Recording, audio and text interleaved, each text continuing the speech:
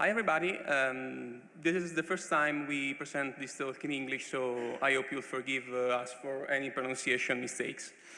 This is the last talk, so we'll try to be fast. And before we start, I would like to ask how many of you have ever been involved in real-world red team or penetration test activities, so if you can please raise your hand.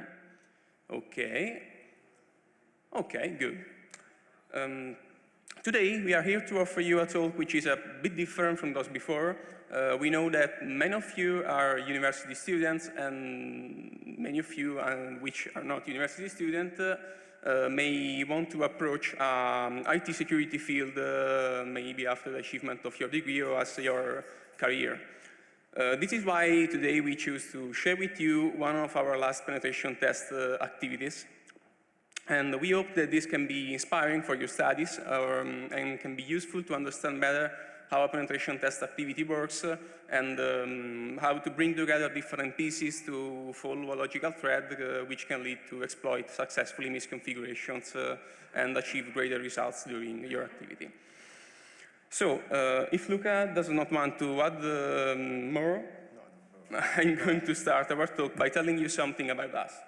So we are IT people, a team of IT people which are definitely not photographers, as you can see from the not properly beautiful photos. And that's why we offer a variety of services, mainly regarding the IT security world, such as consultancy, penetration tests, red teaming activities, and so on. Our team is named Inside Out Sec and is composed by me, Luca, and our colleague Simone, which unfortunately can't be here with us today due to some work commitments he had to do during these days. Now, before we start, all the tests we performed on customer requests and were commissioned by our customer. And all the information we are going to disclose are disclosed with customers' approval. Additionally, we can't name explicitly our customer, so we will call it, megacorp. I know what you're thinking of. If we can name a variable other than people123, we could also find something better than megacorp, but that's it. Okay, this is the start of our journey. What we are going to do is to follow the path through our activity with you again. And we will show you how we started thinking about the activity and how we learned bit by bit, piece by piece, how the customer's infrastructure works. First of all, let's give you some context. The activity was a penetration test on a VDI Citrix environment, and the activity period was of 5 days. The original main goal was to find ways to exfiltrate sensitive information from the protected environment, but we accomplished this goal in only 1 day of work. So we asked our customer if we could go deeper with the activity and upgrade it from try to find something, some ways to exfiltrate information to a full penetration test with a larger scope. And this activity led us to very interesting results. Okay, first of all, this is an activity which works like a black box activity. And so we didn't know how customers' infrastructure works. So first of all, we need to make some hypotheses about how it works.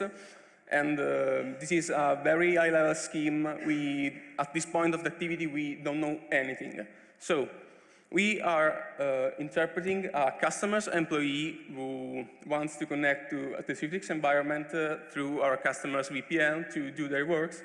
And we can assume that from Citrix, we can reach at least a part of our customer's internet, so at least some segments. And we can also assume that the access to internet is controlled by some kind of proxy, which acts like a filter, maybe, we don't know. The goal is to exfiltrate information or inject malicious files into our environment. Okay, let's start. This is the first thing we see when we connect to Citrix VDI. These are just a normal desktop, as you can see. And remember that our goal is to exfiltrate information, but unfortunately, the Citrix functionalities which implement the file transfers are disabled. But just from the desktop, we can immediately see something which can be useful to accomplish our goal. We see Outlook and a couple of browsers, and this sounds really like a perfect start. Another trivial but good way to exfiltrate files is copy-paste, but here is mainly disabled, as we will see soon. Okay, let's start trying out Outlook. If we manage to send a mail with attachments, we can trivially attach files into an email and send it to an address controlled by us. As you can see here, this worked out quite well. We used tempmail.org to obtain a temporary email address, and then we used the accounts configured inside Outlook to send ourselves a mail with a sensitive file attached. After the end of the engagement, so after the 5 days of the activity, we had a call with our customers, and we understood that their DLP, so their data leak prevention system, sees our email, but it doesn't block them. Instead, it sends only a notification to our customer's IT team. The issue here is that when the notification reaches our customer's IT team, the file is already out of their network, so we have the information. We have exfiltrated the information successfully. Now, I think we all can agree that the HTTP protocol is a very good way to exfiltrate and inject information into our environment.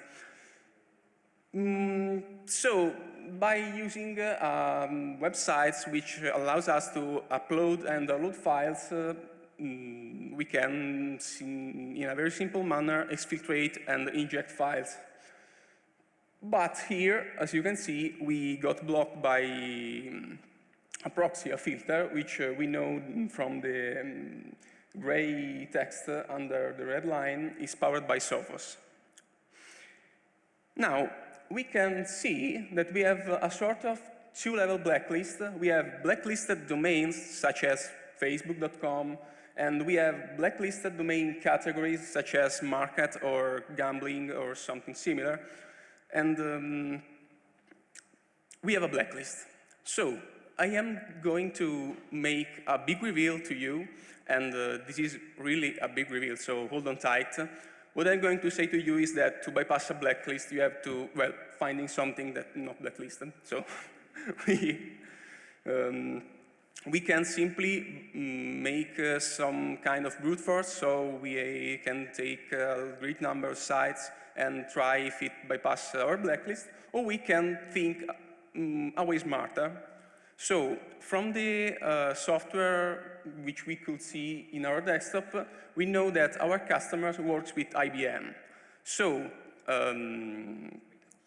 we can assume reasonably that cloud.ibm.com may be not blacklisted.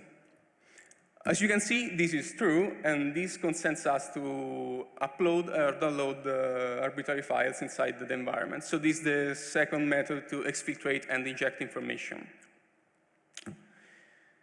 After that, we enumerate a variety of websites which can be useful to perform exfiltrations or injection of malicious files. And we found out that zerobin.net is not blacklisted. This is empowered by the findings that copy-paste was not disabled inside Edge. If we put together these two things, we can open a file with Edge, copy its content, and paste it inside zerobin.net. And immediately, we found a third method to exfiltrate and inject information. Okay, that's good, but at the moment, we need to rely on third-party websites which do the work for us. So, how can we completely bypass the filter and make our target connect to something which is fully controlled by us? we know that our proxy works with site categories.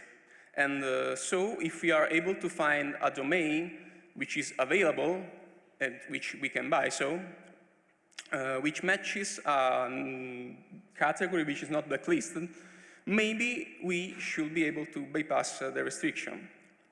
So let's use the URL categorization adopted by Siren, and let's see an example.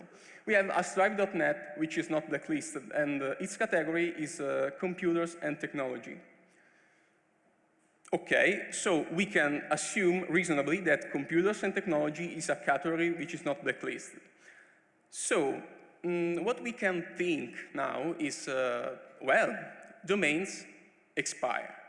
So what about finding and buying a domain expired and available, which is still categorized as one of the following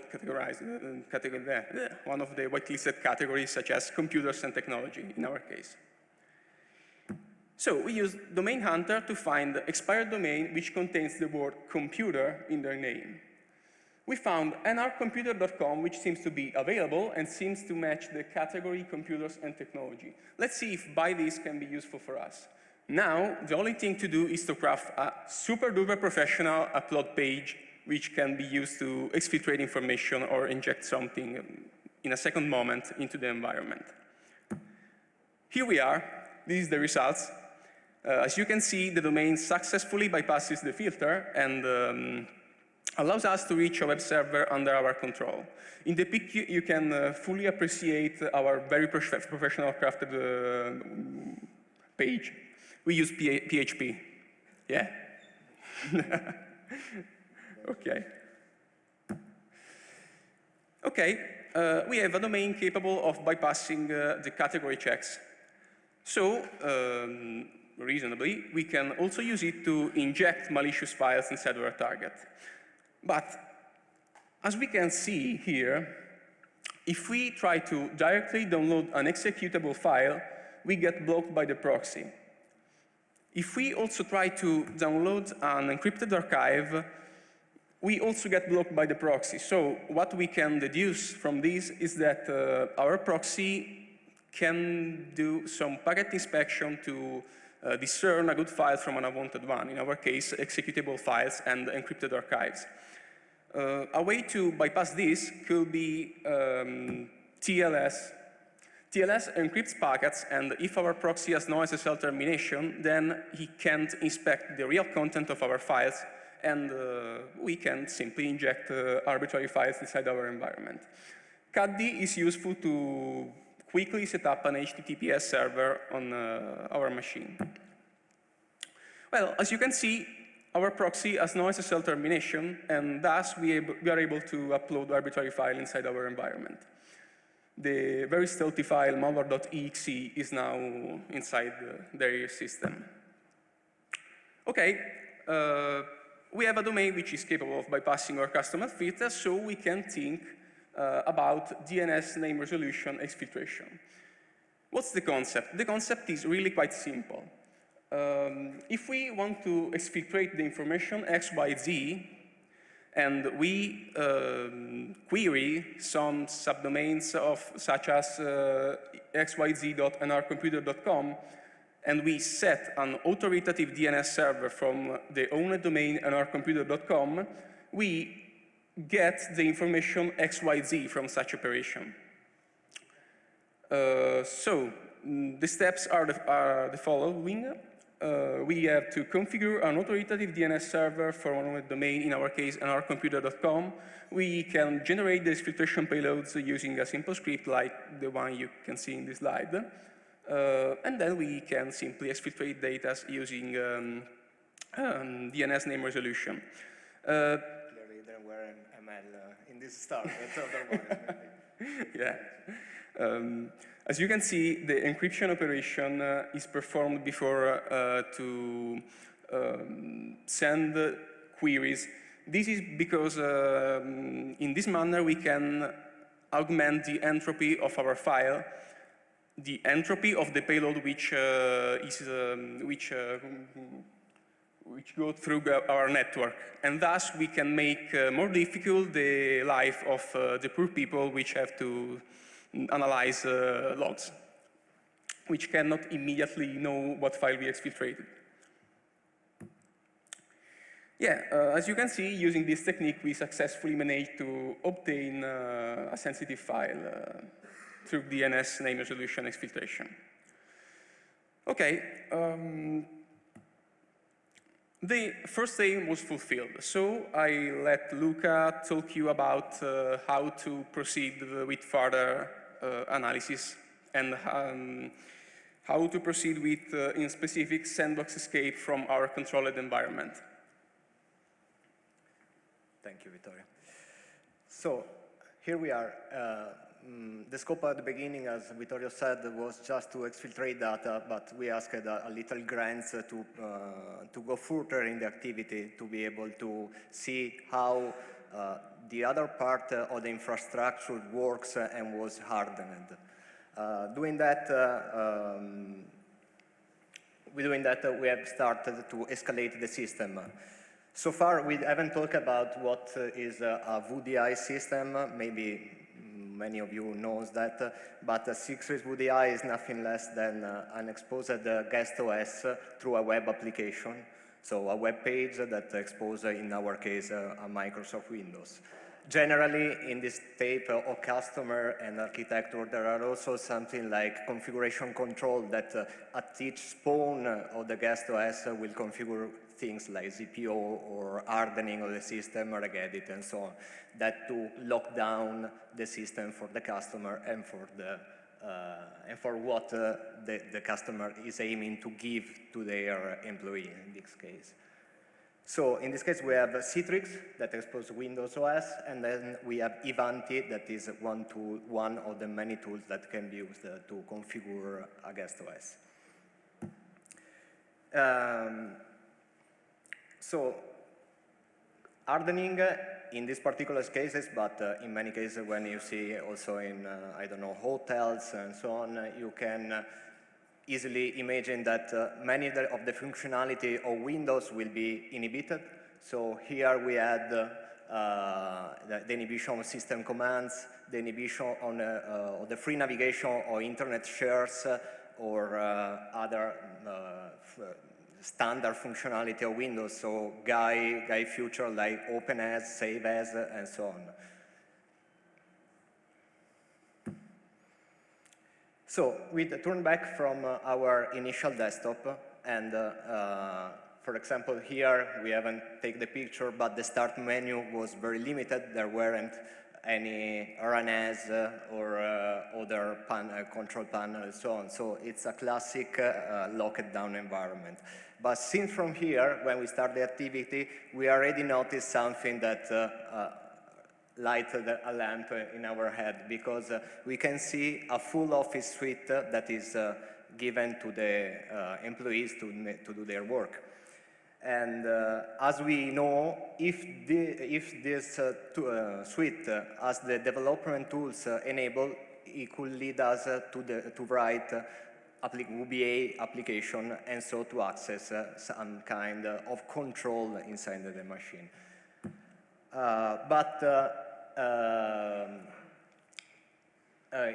In our case, when we opened the Microsoft Word, Excel, or so on, we noticed that there weren't the developer tool enabled, but we noticed soon after that they left the ability to enable it by the configuration of the Office suite, so we were able to simply write a VBA script and then execute it.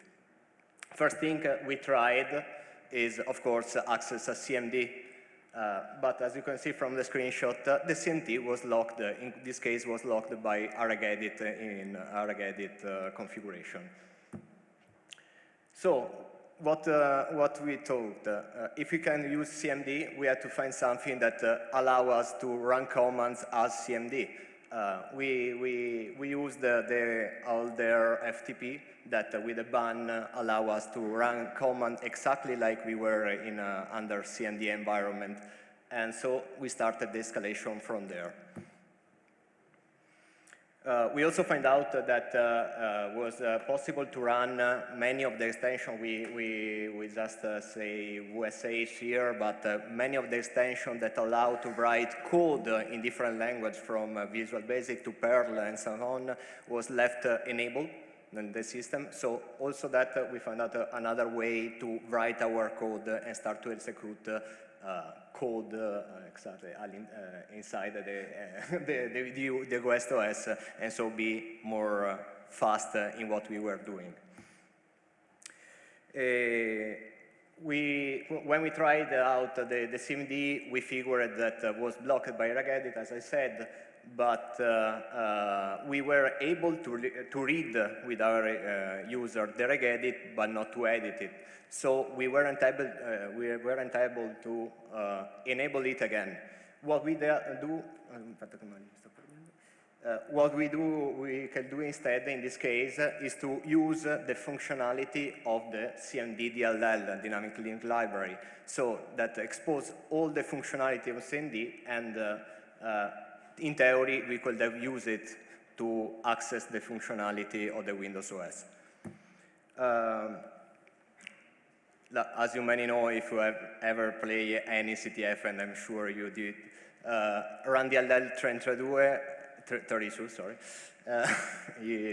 is the easiest way in Windows. Is provided directly by the operating system and allow us to call dynamic link libraries directly. And so in this case, we just call the main function of the CMD between CMD scripts, and we, as you can see, access a full CMD. And so we have just bypassed the first block and that allow us to control the first part of the operating system. As I said, the regedit we were able to read the regedit, so we started to learn how this system was configured. We weren't able to write it down, but we were able to dump it. So we dump out, and we start to read the key, the most interesting key in representation test. Between those, we found out the link of a pack file, quindi a proxy configuration file, automatic configuration file. This is a normal procedure in Active Directory and Windows environment. It's used in both medium to large corporations to provide information on boot for systems, but is also a good starting point to start to map the network infrastructure of the customer. So we find these two keys, and we start to download this pack file to start to inspect them. This is the example, a piece of the pack file, and just from here we can start to see a lot of domain. So this is a very good way to enumerate service and host without being detected in many cases, because it is a file normally accessed by all the clients. And we also start to understand how the architecture works, how the internet traffic is driven to the network, which kind of control they are doing in this kind of environment, from which domain we can route what and from which not. So what we did now was rethink the infrastructure. So we took our first sketch of the infrastructure, and we started to redrawing it to be able to have a real picture of how the infrastructure was working now with the information we had. So we find out that the infrastructures and from the guest OS, internet traffic were driven based on rules, and we will see in a bit, through two different kinds of web proxy. One was a Sophos proxy, and that's the one we saw before in the screenshot. The other one was the Iron Port proxy. But the interesting thing, was that we noticed something strong. We noticed that from the comments inside the pack file, looks like that the Iron Port proxy wasn't configured in filtered mode, so it could theoretically allow any traffic to go through it.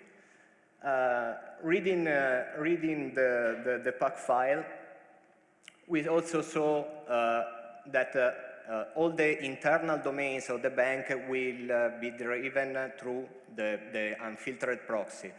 And we also noticed a nice thing, that there were rules, an SH match rules, that was misconfigured because there were a star at the end.